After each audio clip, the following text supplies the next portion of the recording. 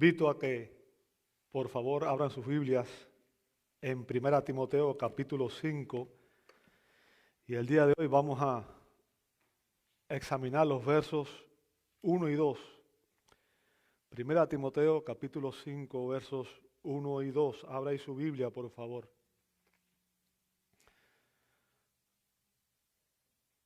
Voy a rogarles, por favor, que nos pongamos una vez más de pie para reverenciar al Dios de la palabra en la lectura, ¿verdad?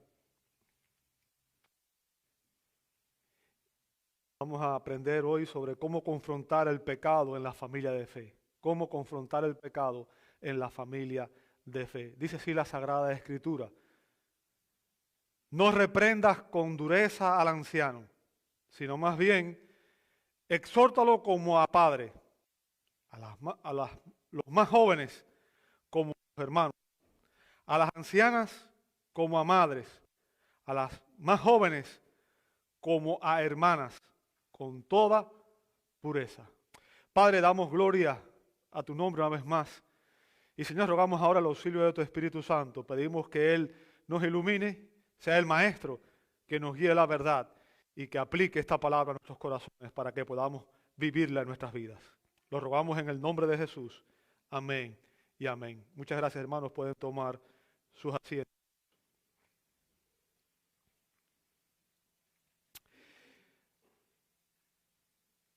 Para darnos esta enseñanza, el apóstol Pablo recurre a la metáfora de una familia. Pablo usa la familia o una familia para describirnos cómo debe funcionar la iglesia de Dios. ¿Ok?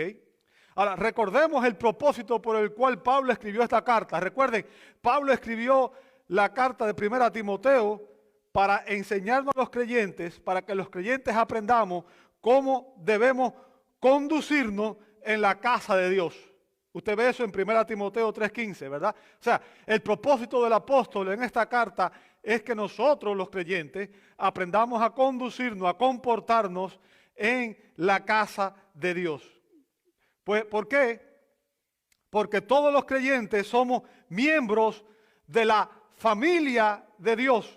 Dice en Efesios 2:19, somos miembros de la familia de Dios. La iglesia es nuestra familia de fe, dice Gálatas 6:10. Y usted ve ahí, en cada uno de esos textos, ve el hecho de que enfatiza una familia, ¿cierto? Se enfatiza el hecho de una familia. A los creyentes la Escritura nos enseña que cuando una persona recibe a Cristo por la fe, Dios nos adopta en su familia. Nos adopta en su familia. Él se convierte en nuestro Padre. Nosotros en sus hijos. Y al mismo tiempo nos convertimos en hermanos y hermanas en Cristo. Ahora, ¿cuál es el vínculo que une una familia? ¿Qué es lo que une a la familia? El amor. El amor de el esposo por la esposa debe ser como el amor de Cristo por la iglesia, ¿verdad? Dice Efesios capítulo 5, ¿cierto? El amor de la esposa por el esposo, en la cual se somete a su esposo como Cristo, como mismo debía hacerlo, obviamente, Sara en el Antiguo Testamento, ¿verdad? A su esposo. El amor de los padres por los hijos, en los cuales no lo llevan a ira, sino que lo instruyen en disciplina del Señor. El amor de los hijos por los padres, el amor entre los hermanos. O sea, el amor es el vínculo que une la familia. El vínculo que permite que la familia permanezca unida a pesar de las circunstancias. Bien. Ahora, ¿qué causa los problemas en las familias y en las iglesias? ¿Qué causa los problemas en las iglesias? Y la desobediencia generan actitudes incorrectas que deben ser confrontadas. Puesto que la iglesia es una familia, y esa es la analogía que usa Pablo aquí, Pablo instruye a Timoteo cómo debe responder a aquellos miembros de la familia que están en pecado. Bien. Y en estos versos, 1 Timoteo 5, 1 y 2, el apóstol Pablo da 4 instrucciones sobre cómo confrontar el pecado en la familia de fe. 4 instrucciones sobre cómo confrontar el pecado en la familia de fe. Ahora, ¿cuáles son estas instrucciones? Bueno, se nos instruye sobre cómo confrontar el pecado en los ancianos, la primera mitad del verso 1, en los jóvenes, la segunda mitad del verso 1, en las ancianas, la primera mitad del verso 2, y en las jóvenes, la segunda mitad del verso 2. Vamos a empezar con el primer punto, cómo confrontar a los ancianos que pecan. Bien, y fíjense, al explicarnos cómo confrontar el pecado en cada uno de estos grupos, Pablo nos explica primero lo que no debemos hacer y luego lo que sí debemos hacer. Bien, lo que no debemos hacer primero y luego lo que debemos hacer. Fíjense que Pablo comienza con una negación, dice, no reprendas con dureza al anciano. No reprendas con dureza al anciano.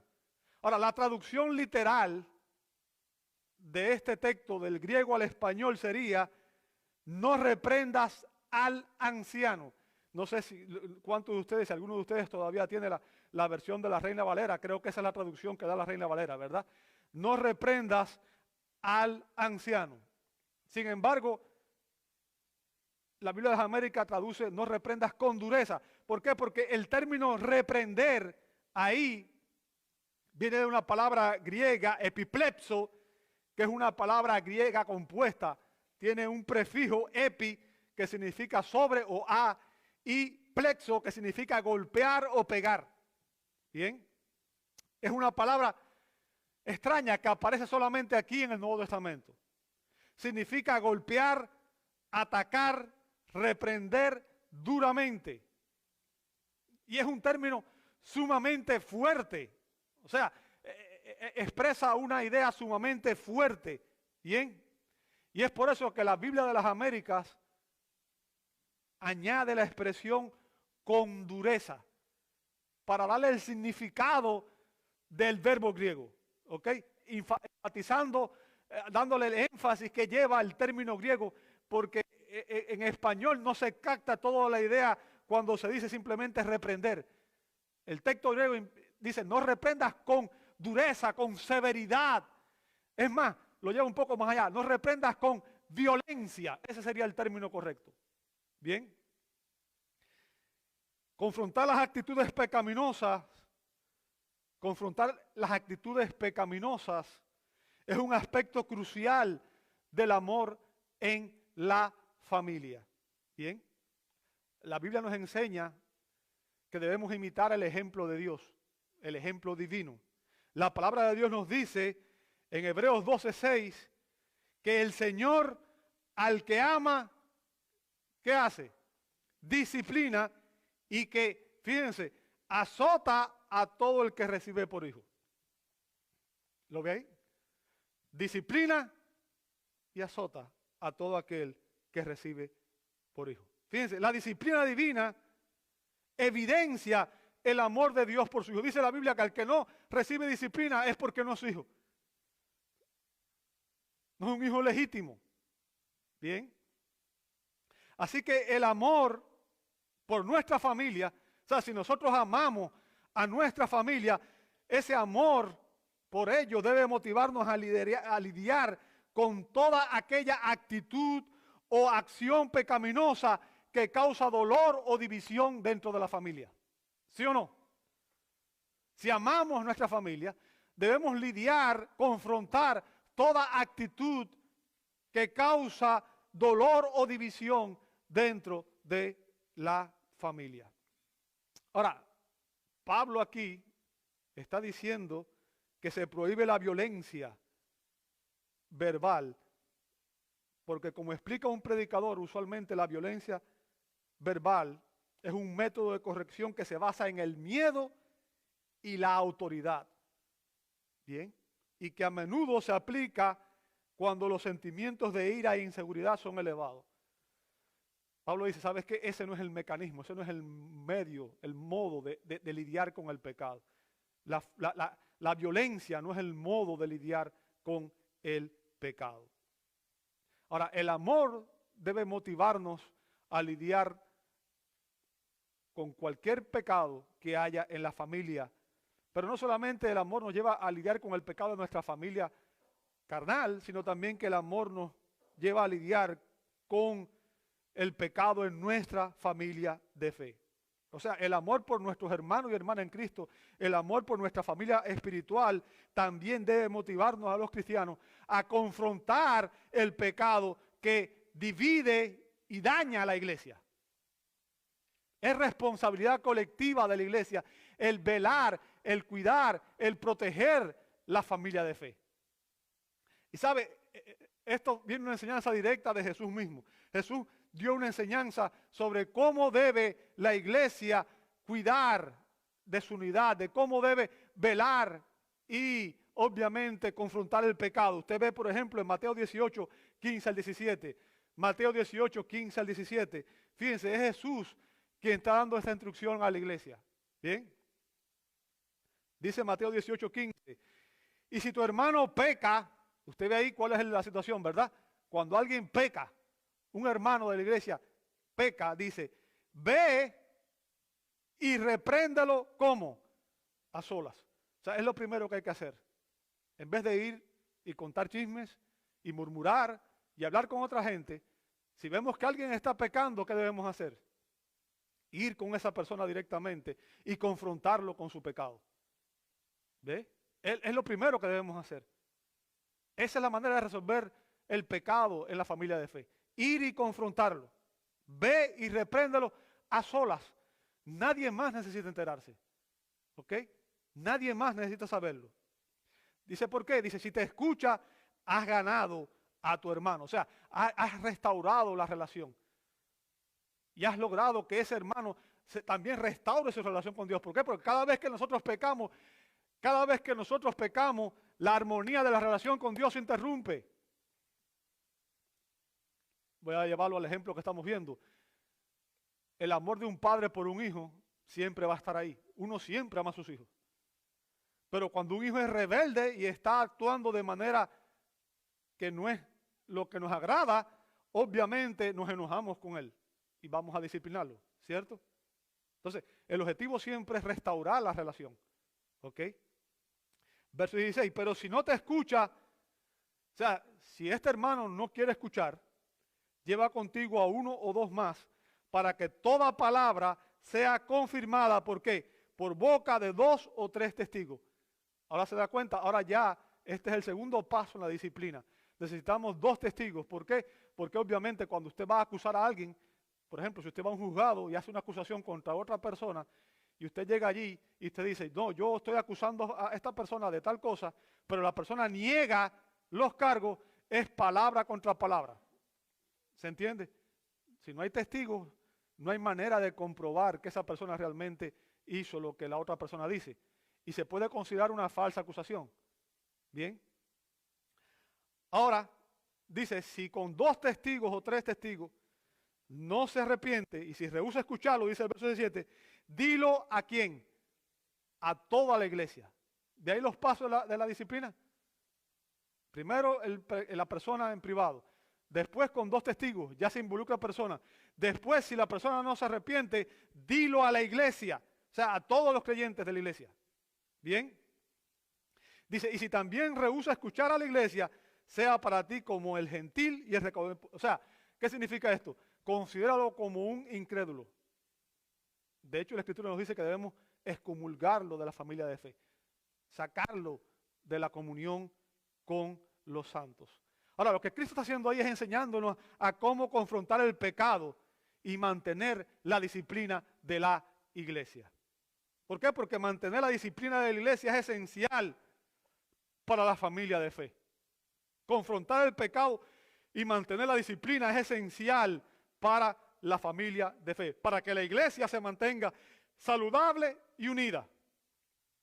Saludable y unida. El lenguaje amable de estos versos indica que estas instrucciones que Pablo está dando aquí en 1 Timoteo 5, 1 y 2, se aplican cuando vayamos a confrontar el pecado en nuestra familia de fe. Ese es el contexto de estos dos versos, ¿verdad? En la familia de fe. Bien. Ahora, digo esto porque cuando tengamos que confrontar a los falsos maestros, a los herejes, a los enemigos de Cristo, debemos hacerlo de otra manera. Bien. Debemos hacerlo con autoridad y de otra manera. ¿Ok?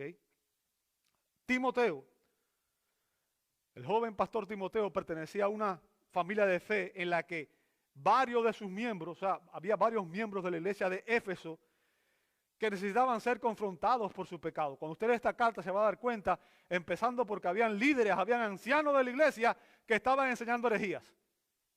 Bien, habían líderes que estaban enseñando herejías, cosas que no eran consistentes con la palabra de Dios. Otros creyentes, vamos a ver en varios pasajes, que habían abandonado la pureza y la piedad y se habían dedicado a vivir vidas disolutas, o sea, un estilo de vida que no honra a Cristo. Ahora, Pablo enfatiza aquí que un cristiano que peca no debe ser confrontado con violencia. Con violencia. Ahora, confrontar es la práctica de señalar el error, el pecado o la culpa, ¿verdad? ¿Con el fin de qué? De ayudar a esa persona a corregir su comportamiento. Ese es el propósito por el cual se hace. Confrontar a la persona que está actuando de manera pecaminosa para ayudarlo a corregir su comportamiento. ¿Bien? Ahora, cuando nosotros vayamos a confrontar a alguien que está en pecado, debemos recordar la advertencia que se nos hace en Gálatas capítulo 6, verso 1. Fíjense la advertencia que hace ahí el apóstol Pablo. Hermanos, y fíjense, hermanos, porque recuerden, Cristo enseñó que la iglesia en pleno es responsable de guardar y confrontar el pecado. Bien, no es solamente los líderes, es toda la iglesia. Si alguien peca, todos los creyentes somos responsables de confrontar el pecado. Y ahora dice Pablo aquí, hermanos, si alguno es sorprendido en alguna falta, vosotros que sois espirituales, fíjense lo que dice a continuación, restáurenlo en un espíritu de mansedumbre. O sea, el objetivo de la confrontación y de la disciplina, ¿cuál debe ser? Restaurar al hermano. ¿Sabe? El término que se usa ahí es el que se usa en medicina para arreglar un hueso que está roto. Bien, restaurar, devolver a una persona a su estado anterior. ¿Se entiende eso? Ahora, fíjense cómo dice que se debe hacer. Restaurarlo en un espíritu de ¿qué? De mansedumbre, mirándote a ti mismo, no seas que tú también seas tentado. ¿Qué significa eso? Cuando yo veo a un hermano que peca, yo no debo decir, yo soy mejor que él porque él pecó y yo no. No, esa no es la actitud. No debo nunca tener una actitud superior de egoísmo. No, yo debo mirar a mis hermanos siempre y pensar, él cayó, si yo también puedo caer. Yo también puedo caer. Nos resulta más fácil apuntar y condenar a otro, nos resulta más fácil condenar el pecado en otro que condenar el pecado en mí. ¿Recuerdan lo que dijo Jesús? Antes de decirle a tu hermano, tienes una pajita en el ojo, mírate siempre primero qué cosa, la viga que tienes en el tuyo. ¿Qué significa?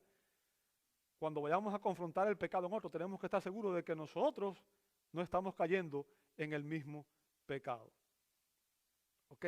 Ahora, 1 Timoteo capítulo 5, versos 1 y 2, es evidente por el contexto que el apóstol Pablo está enseñando aquí, cómo debemos confrontar el pecado en la familia de fe, específicamente en 4 grupos de personas. O sea, los ancianos, los jóvenes, las ancianas y las jóvenes.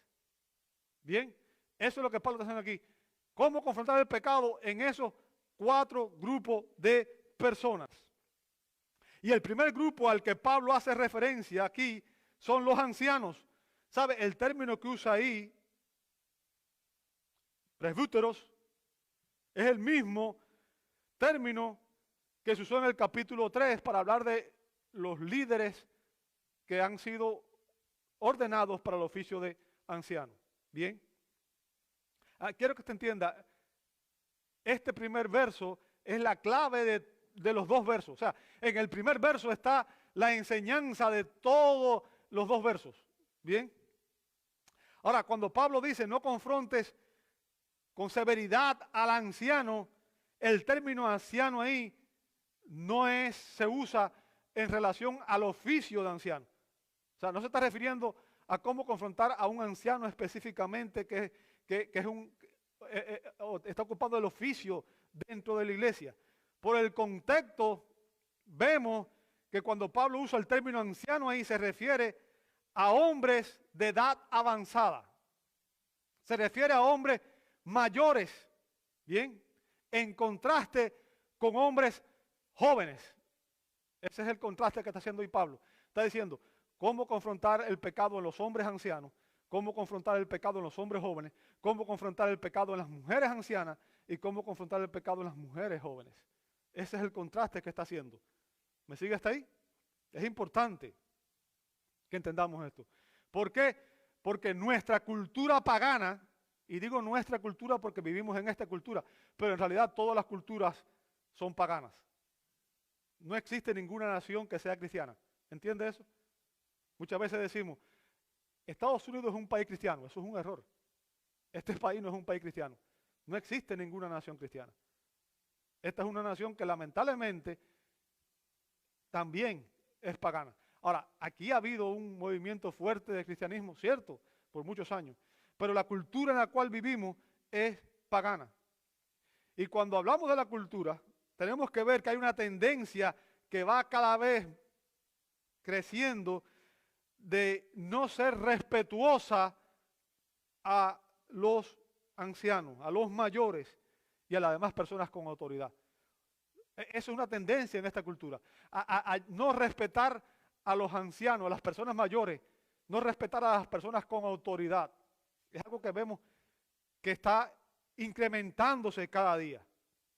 Pero como dice el pastor Philip Graham, dice este hombre, mostrar respeto por los ancianos no es solamente una cuestión de cultura, no es cultural, es la voluntad de Dios. ¿Qué significa?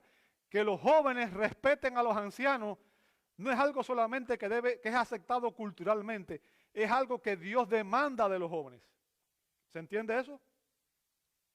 Usted dirá, bueno, demuéstralo con palabras, no solamente, demuéstralo con la escritura. Qué bueno que me preguntaron eso, ¿verdad? Vamos a ir allá. Pablo está aquí. Pablo no está implicando aquí el hecho de que Timoteo debía confrontar a los ancianos. Fíjese, la Biblia enfatiza que los hombres mayores se les debe tratar con sumo respeto. Vea conmigo Levítico 19:32. Levítico 19:32. Fíjense lo que dice la Escritura. Delante de las canas. Ahora, el término canas ahí, ¿qué implica? Implica una persona que obviamente tiene una edad madura. Porque usualmente hay personas que encanecen muy pronto, ¿verdad? Hay personas que son jóvenes y ya tienen canas. Pero generalmente las personas que tienen canas son las personas que ya tienen cierta edad, ¿cierto? Si yo me dejo crecer la barba, tengo la barba blanca. Mi esposa me dice que no, que parezco un abuelito. ¿Ok? Dice, delante de las canas, fíjense lo que dice, te pondrás en pie. Nota lo que dice después, honrarás, ¿lo veis conmigo? Al anciano, a tu Dios temerás, yo soy el Señor. ¿Sabe? A mí me enseñaron de pequeño que cuando una persona mayor entra a un lugar, uno tiene que ponerse de pie. Eso me enseñaron. Cuando una persona mayor entra a un lugar, uno debe ponerse de pie, por respeto a esa persona.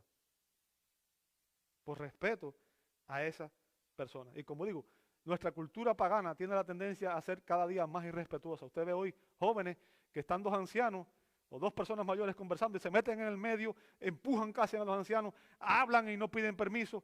Un desastre. Un desastre. ¿Ok? Es un desastre. Ahora, debemos tener algo en cuenta. Cuando Pablo da esta instrucción, y Pablo está explicando cómo confrontar el pecado ahora en hombres mayores. Y ya sabemos que tenemos que honrarlos, tenemos que respetarlos. ¿Bien?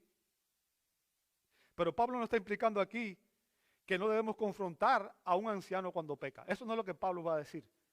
No dice, no lo confrontes, déjalo que haga lo que él quiera. No, no, no, no, no. No. Su punto es que no debemos confrontarlo desde una perspectiva de superioridad o incluso de igualdad.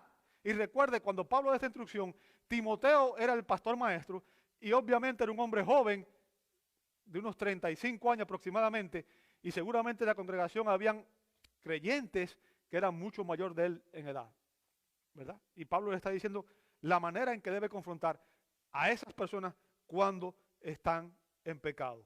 No debe hacerlo desde una postura de superioridad o de igualdad, ni tampoco debe hacerlo con violencia, sino, y esta es la idea aquí, el principio es este, debemos confrontarlo con sumo respeto, bien, con amor y con respeto.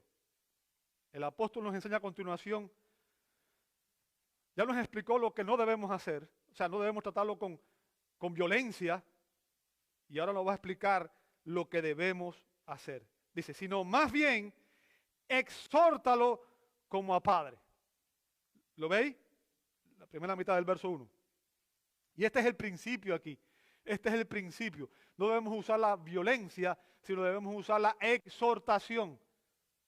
Bien, ese es el principio detrás de todo esto. O sea, cuando vayamos a confrontar el pecado en cualquiera de estas personas, ya sea un anciano, un joven, una mujer anciana o una mujer joven, el principio es que no debemos hacerlo con violencia. En la familia de fe no se confronta el pecado con violencia, sino que se usa la exhortación. ¿Ya entendió eso? Ese es el principio detrás de estos versos. ¿Bien? Y el término exhortar ahí, en el griego, parakaleo, es otra palabra compuesta con el prefijo para, que significa al lado, y kaleo, que significa llamar. O sea, llamar al lado de uno, llamar a alguien al lado de uno, con el propósito de alentar, consolar, exhortar, rogar, apelar a o amonestar. ¿Sabe? El doctor John MacArthur sugiere que esta palabra podría traducirse como fortalecer, fortalecer. Y lleva la idea de sostener a alguien que es débil. O sea, es una persona que se pone al lado de otra para fortalecerlo y para ayudarle a llevar sus cargas. ¿Bien? Para exhortarlo, para animarlo.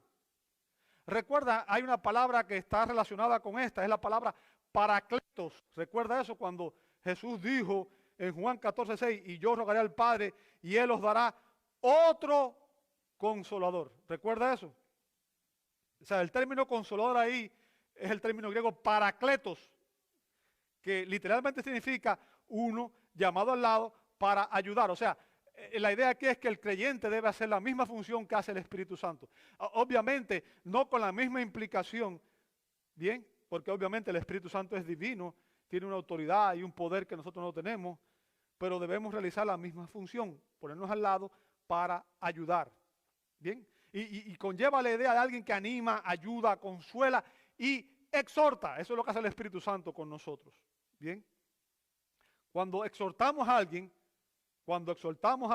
la exhortación incluye corregir, amonestar, animar y también muchas veces consolar. O sea, la exhortación puede tener muchas variadas resultados. Bien. Así como el Espíritu de Dios fortalece a los creyentes, así los demás cristianos debemos acudir en la ayuda de nuestros hermanos que pecan para exhortarle, animarle, fortalecerle en su caminar con Cristo. O sea, es decir, debemos ir y ponernos a su lado para confrontarles en primer lugar por su pecado, llamarlo a que abandonen el pecado, pero también para exhortarles a que obedezcan la palabra de Dios, para guiarles y para animarles a la obediencia, sabiendo que la obediencia a la palabra de Dios tiene como consecuencia, como resultado, la bendición, ¿verdad? Entonces, confrontar el pecado en la iglesia no debe hacerse atacando violentamente a los hermanos y a las hermanas que han caído. O sea, ese no debe ser el patrón. no debe ser atacar con violencia a los hermanos y hermanas que han caído. Más bien debemos confrontarlos con amor y con respeto, exhortándolos a que vivan vidas santas, a que obedezcan la palabra de Dios. Nuestro propósito debe ser confrontarlos con el propósito de restaurarlos. ¿Bien? Y debemos hacerlo con una actitud de amor y sumo respeto hacia esa persona. ¿Bien? Como se nos instruye en 2 Timoteo capítulo 2, versos 24 y 25. Y el siervo del Señor no debe ser rencilloso, sino, ¿qué cosa? Amable para con todos, apto para enseñar, sufrido, corrigiendo tiernamente a los que se oponen, por si acaso Dios les da el arrepentimiento que conduce al pleno conocimiento de la verdad. Recuerden, cuando estamos dando estas instrucciones nos estamos refiriendo a cómo confrontar el pecado en la familia de fe. Cuando estamos hablando con personas que son enemigos de Cristo y personas que atacan la iglesia, la actitud es otra. Bien, debe hacerse de una manera directa, clara y severa. Ahora, obviamente Pablo aquí se refiere a la manera en que debemos confrontar el pecado en la familia de fe. Es lo que estamos viendo, ¿verdad? Como dije, si es un enemigo de Cristo, tenemos que hacerlo de una manera diferente. Pero cuando confrontamos el pecado en la familia de fe, debemos hacerlo con amor y con sumo respeto. No con violencia, no con dureza. Debemos exhortarlos a los hermanos para que se arrepientan y animarlos a perseverar en el amor y en las buenas obras. Ahora, siempre que vayamos a confrontar a una persona anciana, deberíamos preguntarnos, y eso es lo que Pablo está implicando aquí, esta es la aplicación del texto, del primer pasaje, del primer punto, ¿verdad? ¿Cómo confrontar el pecado en un hermano que es mayor? Bueno, siempre que vayamos a confrontar el pecado en un hermano que es un anciano, que es una persona mayor, deberíamos preguntarnos, bueno, ¿cómo yo trataría a mi padre en esta circunstancia? Si la persona que estuviera haciendo esto fuera mi propio padre, ¿cómo yo lo trataría? Bien. Ahora, antes de seguir, voy a recordarles algo importante sobre cómo debemos tratar a nuestros padres. Bien, Éxodo 20:12. Fíjense cómo comienza diciendo, honra a tu padre y a tu madre para que tus días sean prolongados en la tierra en que el Señor tu Dios te da. Así que, ¿qué debemos hacer con nuestros padres? Honrarlos. Deuteronomio 5:16. ¿Cómo dice? Honra a tu padre y a tu madre. Vea lo que dice a continuación. Como el Señor tu Dios, ¿qué cosa? O sea, ¿usted entiende que honrar a sus padres es la voluntad de Dios para usted? ¿Entienden eso, hijos? Honrar a nuestros padres es la voluntad de Dios para nosotros. No es una opción, no es algo que yo debo hacer porque me gusta. No, es que tengo que hacerlo, si soy cristiano, porque eso es lo que Dios espera que yo haga. Entonces, cuando yo voy a confrontar a un anciano que está pecando, yo debía confrontarlo con la misma actitud que confrontaría a mi propio padre. Y debo siempre hacerlo con una actitud de pensar, si este fuera mi padre, cómo yo trataría a esta persona. Ese es el principio que Pablo está haciendo aquí. ¿Comprende eso? Es importante que entendamos eso. Los hijos debemos honrar a nuestros padres. Y sabe, este mandamiento no está solamente en el Antiguo Testamento. Usted puede encontrarlo en Mateo 15:4, en Marcos 7:10. O sea, se repite la Escritura. Ese principio sigue siendo realidad todo el tiempo. Es la voluntad de Dios para todos los hijos. Y una implicación práctica de este principio, escuche bien lo que voy a decir porque esto es importante. Una implicación práctica de este principio es que se debe enseñar a los niños a respetar a sus mayores. ¿Escuchó eso? Se debe enseñar a los niños a respetar a sus mayores. ¿Sabe? Hoy a los hijos no se les enseña a respetar a los mayores.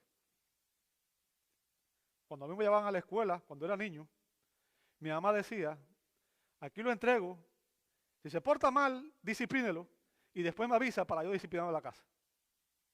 Recuerdo que una vez, y voy a hacer una anécdota, no me gusta hablar de mí, esto no es acerca de mí, pero nada más estoy poniendo esto como ejemplo de algo que me pasó a mí. Recuerdo, cerca de mi casa vivía una señora que era de malas pulgas, o sea, tenía un carácter muy fuerte, pero era una persona muy mayor.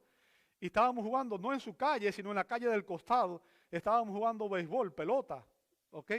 Y la señora se enojó y salió y nos quitó la pelota. Y yo voy para mi casa y voy a dar las quejas.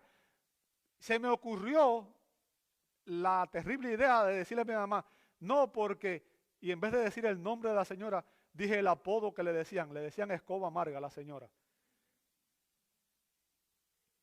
Me hicieron ir a pedirle perdón a la señora, sin que ella hubiera oído lo que yo dije. Y después me castigaron, para enseñarme que debo respetar a mis mayores.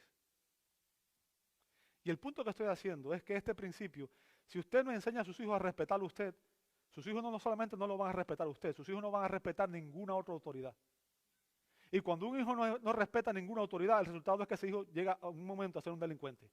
Nos preguntamos por qué tanta gente sabe que más del 90% de los jóvenes que están en la cárcel es porque crecieron en hogares en los cuales no había un padre, no había autoridad. La familia es el centro, la célula fundamental de la sociedad. Y el respeto por los mayores debe inculcarse en el corazón de los hijos. El respeto por los mayores. Bien, eso es importante. Y cuando vayamos a confrontar a un anciano, recordemos que debemos darle el mismo respeto y honor que debemos darle a nuestro propio padre. ¿Se entendió eso? Ese es el principio que nos enseña aquí Pablo. Cuando vayas a reprender a un anciano, a una persona mayor de tu iglesia que está pecando, hazlo con el mismo respeto y dale el mismo honor que le darías a tu padre. ¿Bien? Siempre es difícil confrontar el pecado. Siempre. Pero es especialmente difícil cuando una persona joven tiene que confrontar a una persona mayor. Es más difícil. Créame. Lo sé de primera mano. Bien. Vamos a ver un ejemplo de este tipo de confrontación en la familia de Dios. Lo encontramos en Gálatas capítulo 2, verso 11. Gálatas 2:11, fíjense que aquí hay una confrontación del pecado de alguien que es más joven a alguien que es mayor. Bien, dice, pero cuando Pedro, recuerdan quién es Pedro, ¿verdad? El apóstol Pedro, el líder de los apóstoles. Bien, dice, pero cuando Pedro, y recuerden quién está hablando, Pablo es el que está hablando. Bien, pero cuando Pedro vino a Antioquía, me opuse a él como cara a cara porque era de condenar. O sea, Pablo se encontró ahí en la difícil posición de tener que confrontar a un hombre que era mayor que él por su pecado. Bien. Y lo enfrentó, dice ahí, cara a cara, o sea, de una manera valiente y con suma autoridad. ¿Ok? Pedro estaba teniendo una actitud legalista, estaba con su actitud atacando las doctrinas de la gracia, estaba llevando a los creyentes de la iglesia, a los cristianos, a que dudaran del hecho de que la salvación es solo por gracia, solo por fe mediante la obra de Cristo, ¿verdad? Ahora, lo que quiero que note aquí, y ese no es el punto que quiero hacer, lo que quiero que note es la manera en que Pablo confrontó a Pedro. En el verso 14 dice, pero cuando vi que no andaba con rectitud en cuanto a la verdad del Evangelio, fíjense, el asunto aquí era la verdad del Evangelio, o sea, era las doctrinas fundamentales del Evangelio. Es un punto, la actitud estaba atacando la doctrina, ¿verdad? Porque lo que creemos debe evidenciarse en cómo nos comportamos. Bien, fíjense, dice Pablo, dije a Pedro, delante de... ¿Y por qué delante de todos? Porque Pedro era un líder y su actitud estaba influenciando a todos los demás. Delante de todos, si tú siendo judío vives como los gentiles y no como los judíos, ahora, ¿por qué obligas a los gentiles a vivir como judíos? Note, ¿qué fue lo que hizo Pablo? Pablo le hizo simplemente una pregunta. Esa fue la manera en que él confrontó su pecado. Una pregunta por deferencia a su oficio y por deferencia y por respeto a su edad. ¿Ok? Y este es un buen ejemplo de una confrontación a un hombre mayor que ha pecado. Debe hacerse con valentía, pero también debe hacerse con sumo respeto. Un expositor dice que el respeto a la edad debe moderar la expresión de reproche por las faltas de un anciano. O sea, Timoteo debía confrontar a los ancianos que pecan con el mismo amor y con el mismo respeto que debía mostrarle a su propio padre. No debía usar reprimendas violentas, sino exhortaciones amorosas. Ahora, no solo debemos confrontar el pecado en los ancianos, también debemos confrontar el pecado en los hombres jóvenes. La segunda parte del verso 1 nos explica cómo confrontar, dice, a los jóvenes como a hermanos. Déjeme decirle, en toda familia humana existen conflictos, ¿sí o no? Ninguna familia es perfecta. Ninguna familia es perfecta. Ahora, la diferencia está en cómo la familia lidia con el pecado. ¿A qué me refiero? Bueno, Caín se enojó con su hermano y ¿qué fue lo que hizo? Fue y lo mató. Fue y lo mató. Esa fue su manera de resolver la situación. Bien. En cambio, tenemos otro ejemplo. José. José fue traicionado por sus hermanos, vendido por sus hermanos. Lo querían matar. Y cuando José tuvo la oportunidad, ¿qué fue lo que hizo? Él los confrontó y los perdonó. Tenemos dos actitudes diferentes en cuanto a la manera en que la familia debe lidiar con el pecado. Uno se enojó tanto que mató a su hermano. El otro, a pesar de todo lo que le hicieron, los confrontó y los perdonó. Ahora, José obviamente debe ser el modelo que debemos mostrar a la hora de tratar con el pecado en nuestros hermanos en la fe. José es un ejemplo de cómo debe confrontarse el pecado tanto en la familia carnal como en la familia espiritual. Pablo dice que al confrontar el pecado en un cristiano que es joven, deberíamos tratarlo como si fuera nuestro hermano en sangre, nuestra propia sangre. ¿Bien? Ahora, también quiero recordarle aquí otro principio. Vamos a ir a 1 de Juan, capítulo 2, versos 9 al 11. 1 de Juan, capítulo 2, 9 al 11. ¿Verdad? Vimos que en los ancianos Dios demanda que respetemos a los ancianos. Ahora vamos a ver aquí. 1 de Juan 2, 9 al 11 dice, el que dice que está en la luz y aborrece a su hermano, está aún en... El que ama a su hermano, fíjense, el que ama a su hermano permanece en la luz y no hay causa de tropiezo en él. Pero el que aborrece a su hermano está como en tiniebla y anda en tiniebla y no sabe a dónde va, porque las tinieblas han cegado sus ojos. Entonces, ¿qué aprendemos aquí? ¿Cuál es el principio? Yo no debo aborrecer a mis hermanos, debo amar a mis hermanos. ¿Se entendió? Aquellos que profesan ser cristianos, pero que se caracterizan por el odio, el rencor, la murmuración, demuestran con sus acciones que nunca han nacido de nuevo. No son creyentes genuinos. No son creyentes genuinos. Y cuando una persona está en esa actitud, entonces debe ser confrontado, incluso expulsado de la comunión de la iglesia. Fíjense, en Lucas 17:3 dice, tened cuidado, si tu hermano peca, ¿qué debemos hacer? Repréndelo, pero si se arrepiente, ¿qué debes hacer? Perdónalo. ¿Lo ves ahí? Repréndelo si peca, perdónalo si realmente se arrepiente. O sea, el deber de todo cristiano es tratar directamente con aquellos hermanos que pecan. ¿Entiende eso? Es responsabilidad colectiva de la iglesia, no es de los líderes, es de la iglesia. El hermano que peca, si nosotros somos testigos, si alguno de nosotros es testigo de un hermano que está pecando, ¿qué debemos hacer? Ir y reprenderlo. Y si se arrepienta, debemos perdonarlo. Ahora bien,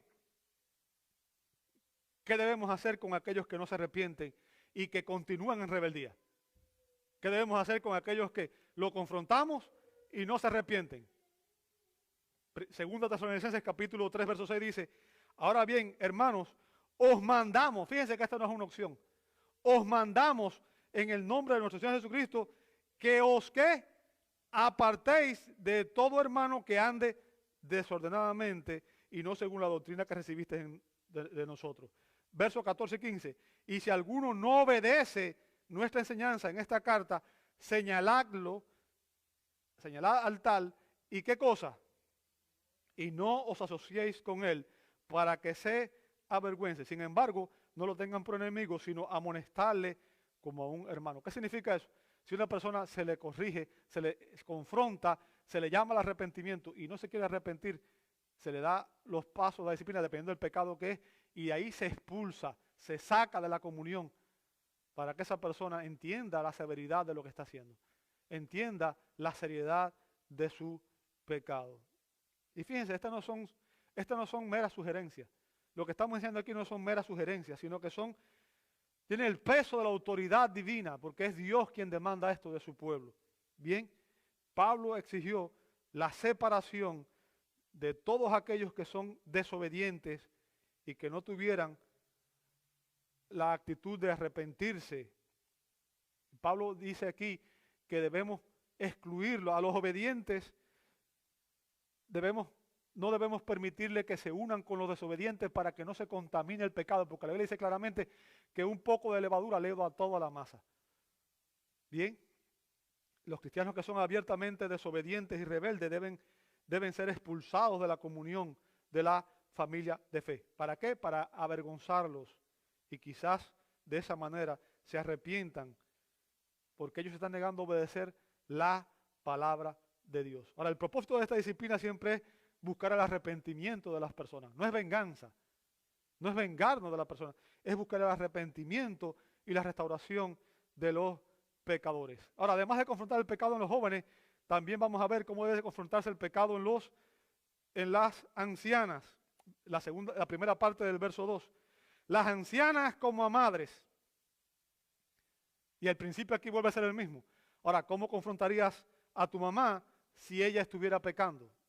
¿Cómo confrontaríamos a nuestra madre si ella estuviera pecando? Ahora, vuelvo a recordar las mismas escrituras que mencioné cuando hablé de los padres. En Éxodo 20:12 y Deuteronomio 5:16 dice, honra ¿a quién? A tu padre y ¿a quién? Y a tu madre. ¿Lo veis? Lo mismo. La escritura nos ordena a honrar y a respetar a nuestras madres. Así que cuando vayamos a confrontar el pecado en una mujer que es mayor en nuestra familia de fe, también debemos tratarla con sumo amor y con sumo respeto, como trataríamos a nuestra propia madre. Finalmente, Pablo nos explica cómo confrontar el pecado en las mujeres jóvenes. Cómo confrontar el pecado en las mujeres jóvenes.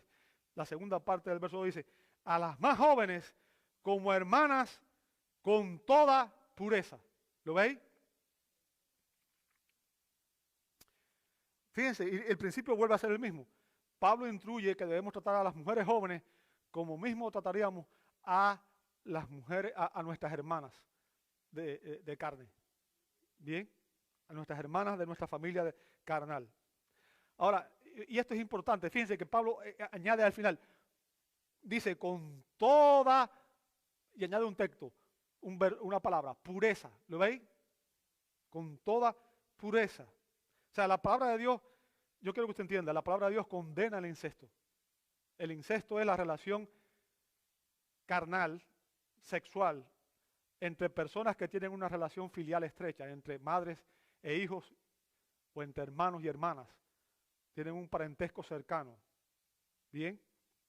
Si usted ve, por ejemplo, y nada más voy a citar un texto porque hay muchos más. Está Levítico 18, 9 al 18, está Levítico 20, 17 al 19, está Deuteronomio 27, 22, dice, maldito, fíjense, maldito el que se acueste con su hermana, la hija de su padre o de su madre.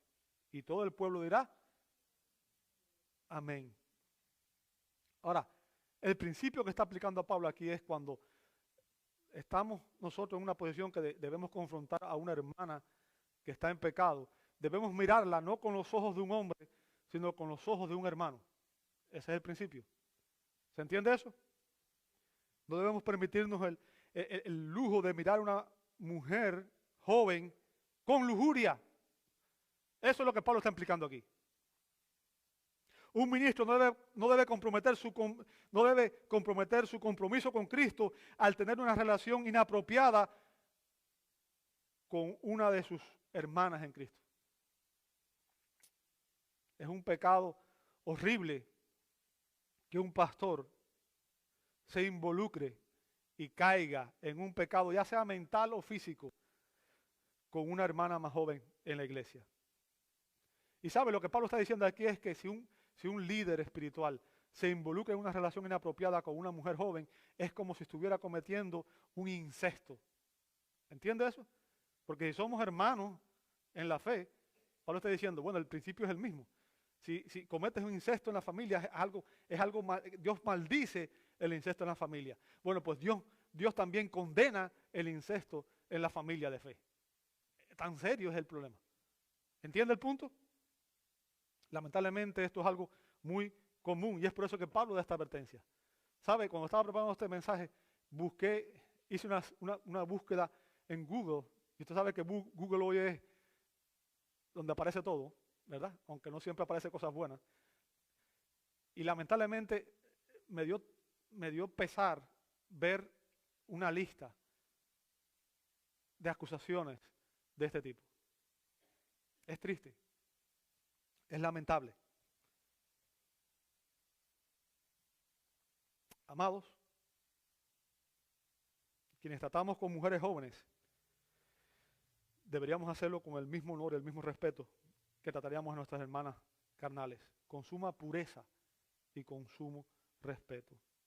Hermano, esta es la manera en que nosotros debemos confrontar el pecado en nuestra familia de fe. Les invito a orar. Señor, te damos gracias por nuestra familia de fe. Señor, ayúdanos a obedecer tu mandato de amar a nuestros hermanos y hermanas en Cristo. Ayúdanos a confrontarlos cuando pecan, para hacerlo, Señor, siguiendo estas instrucciones que tú nos das en tu palabra. No reprendiéndolos con violencia, sino más bien exhortándolos con amor y con sumo respeto. Ayúdanos a exhortarles a vivir vidas piadosas, vidas santas, vidas que te glorifiquen, Señor. Para que, como familia de la fe, todos podamos vivir de una manera que realmente te traiga honor. Y que también se evidencie el amor que debe caracterizar a cada creyente. Sabemos que cuando hagamos esto, esa actitud te va a honrar. Te damos gracias por la enseñanza de tu palabra, Señor. Y pedimos que el Espíritu Santo la aplique a nuestros corazones y nos ayude a obedecerla fielmente. Por amor al Salvador pedimos esto. Y en su nombre oramos. Amén y amén.